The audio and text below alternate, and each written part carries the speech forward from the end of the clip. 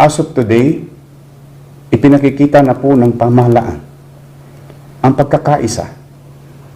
Unti-unti, nagkakaisa, isinasantabi ang politika.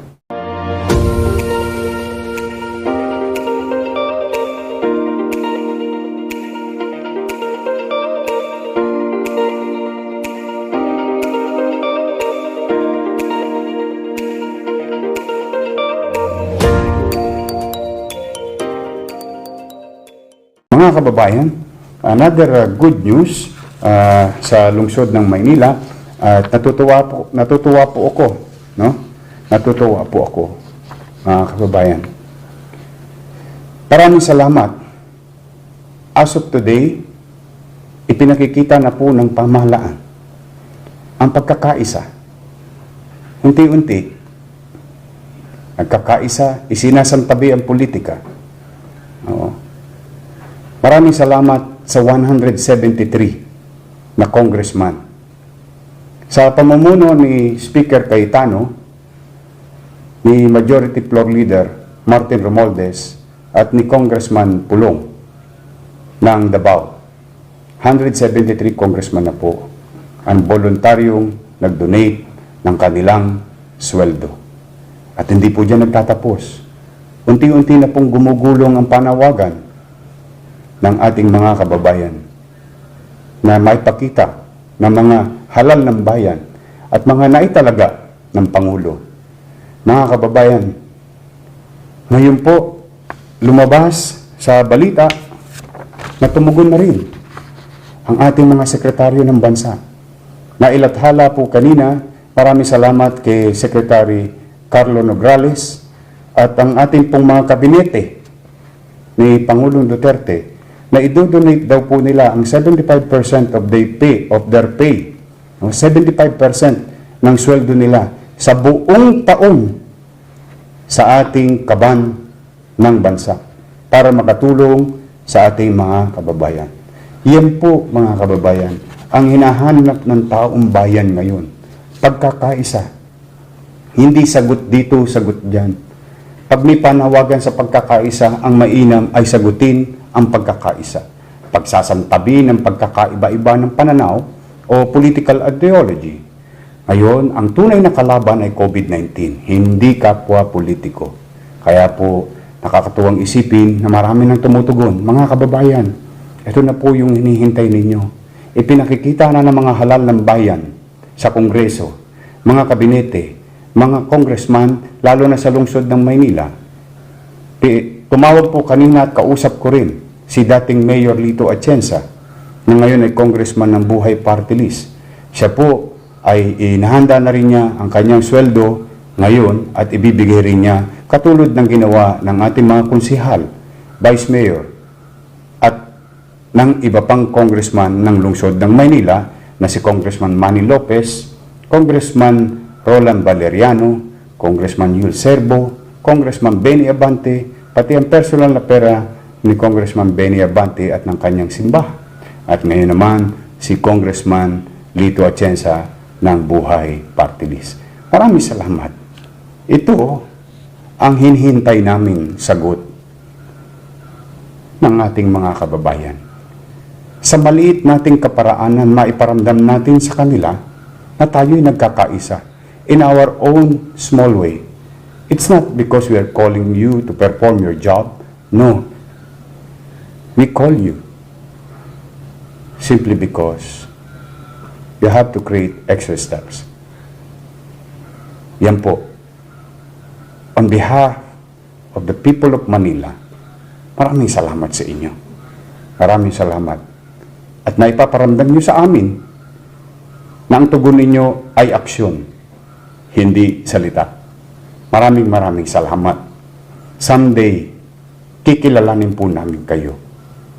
Ngayon, kailangan namin ng tulong. Ngayon namin kayo kailangan. Sa mga tumugon, maraming salamat. On behalf of the citizens of Manila. Kaya sa mga kabinete, sa mga congressman, maraming salamat. At may pasasalamatan ko rin. Mga mayayamang tao, may kakayanang tao, simpleng tao, tumugon sa ating panawagan mga kababayan. Pero bago po yan, nais ko pong pasalamatan na ang ating pong DOH, no?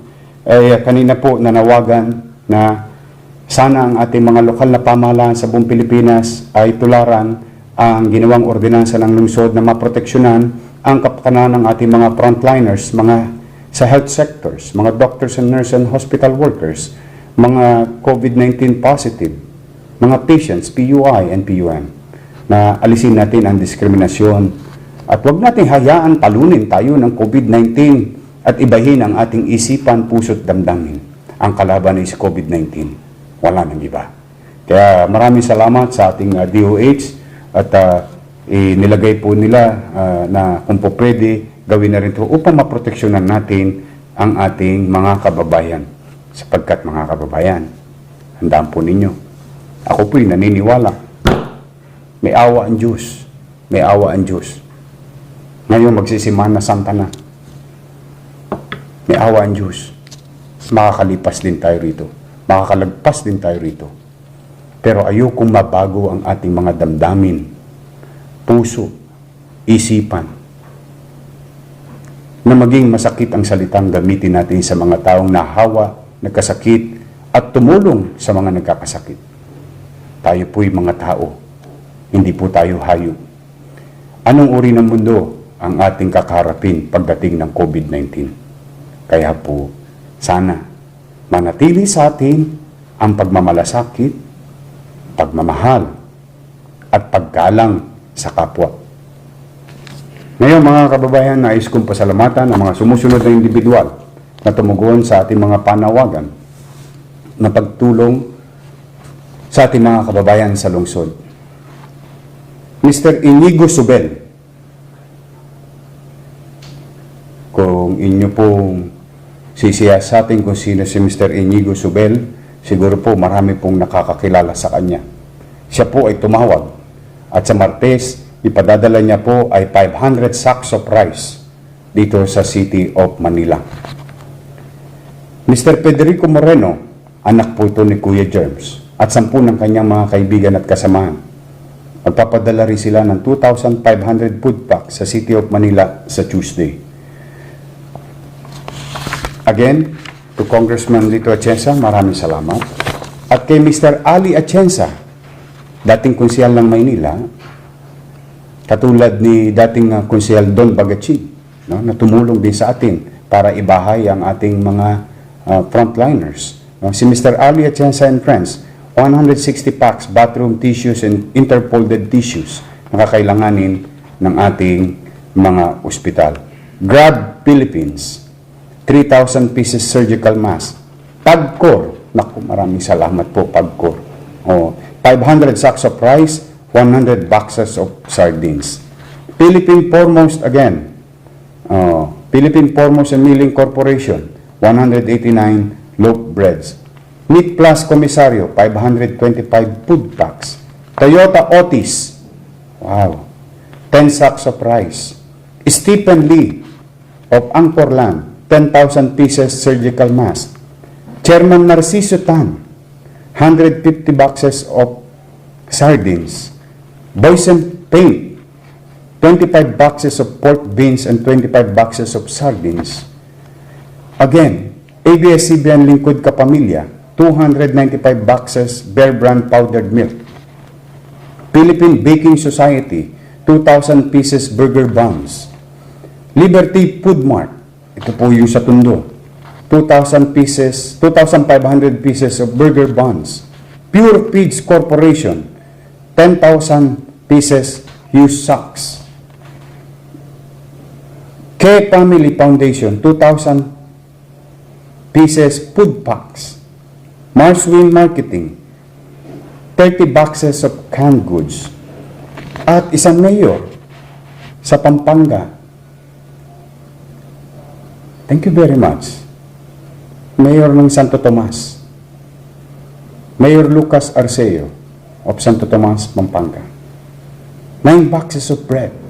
Thank you very much, Mayor. We appreciate it. Mga kababayan, muli po, sa mga gustong tumulong, maraming salamat sa inyo. If I'm not asking too much, who would prefer rice and canned goods? But anything na ipadadala nyo, maraming salamat in advance. Thank you at tumugon kayo sa aming panawagan dito sa lungsod ng Maynila. At umasa kayo, ultimo isang pirasong lata o dilata, isang pirasong bigas, amin pong masusi at masinop na ipapamahagi ito sa mga higit na nangangailangan sa ating mga kababayan sa lungsod ng Maynila. Maraming salamat sa inyo.